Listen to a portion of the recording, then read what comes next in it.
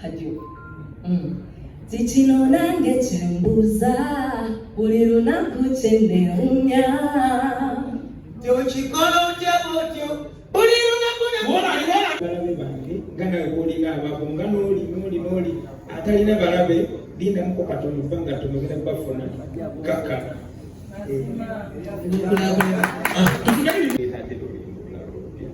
Ngera n'omwaka ogujja bujja okuleeta olulala n'emyaka egijja bujja okuleeta endala zimmaze twagala kumanya what's behind babongote. Nze ayogedde munange okwegatta gemaanyi okwegatta gemaanyi ate era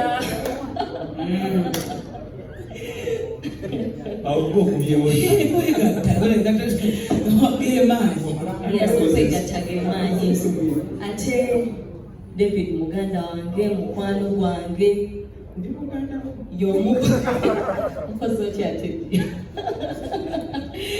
ku bantu abampagidde. Simaze ebbanga ddene mu music industry naye abaddewo okumpabula okunnuŋŋamya ate nga kimanyi bingi akyabikola.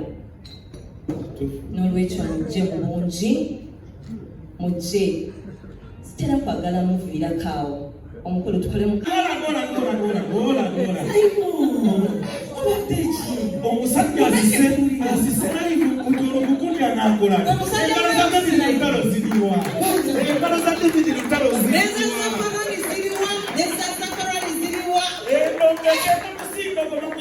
kala akasajja tagendegesibagawayoiraine kali okakisika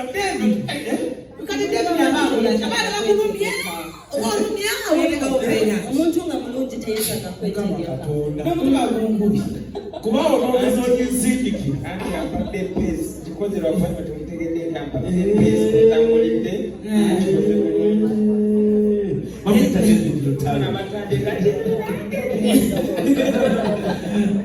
tongera okwaniriza baganda afe abasamuzi foods banyabo mbeebaza nnyo olw'emirundi emingi gye mwagadde David Lutalo, olw'emirundi emingi gye muwagidde music wa Uganda, era nga mbakoowoola mwenna abali eyo abandaba mwenna ng'ennaku z'omwezi 27 anti lujja ba lunaku lukulu.